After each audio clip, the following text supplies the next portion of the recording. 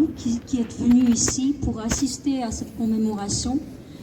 Nous avons ici nos amis, les défenseurs des droits de l'homme. Nous avons ici la Ligue des droits de l'homme, Mouvement européen en Isère qui est là, Amnesty International. Je voudrais que tous ceux qui veulent prennent la parole. Je veux laisser au Mouvement européen en Isère déjà la place, mais la parole sera libre. Vous pouvez réfléchir pendant ce discours. Si vous avez quelque chose à dire, vos paroles sont les bienvenues. Gilles Escala.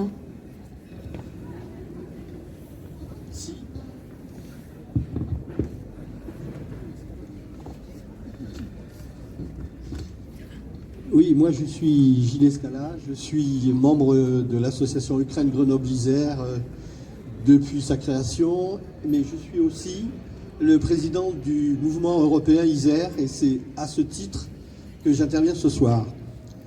Donc comme ça a effectivement été dit plusieurs fois, c'est la 4e fois que nous nous retrouvons ici pour dénoncer l'agression russe en Ukraine.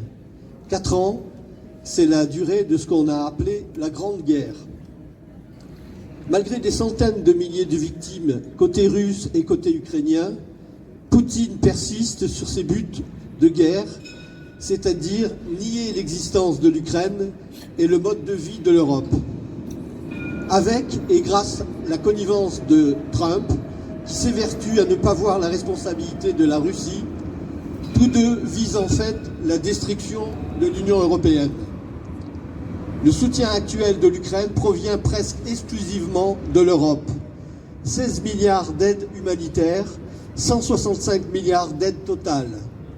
Mais malgré ces efforts, encore 12,7 millions d'Ukrainiens avaient encore besoin d'aide en 2025, ce qui rend indispensable et la poursuite et le renforcement de notre mobilisation.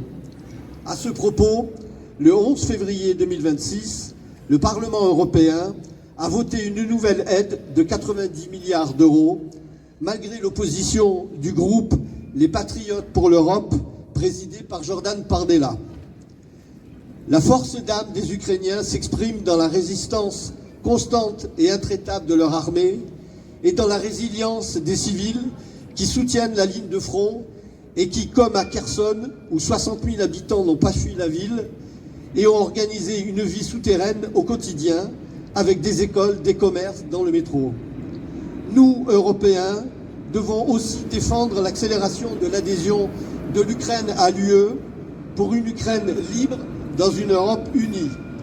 Soutenir aujourd'hui les Ukrainiens avec la même conviction, c'est participer à notre propre défense. Slava Ukraini! Merci. Je vais laisser la parole pour un petit instant, ou un grand instant, à Delphine Benz, qui est la représentante de Sciences Po de Grenoble-UGA.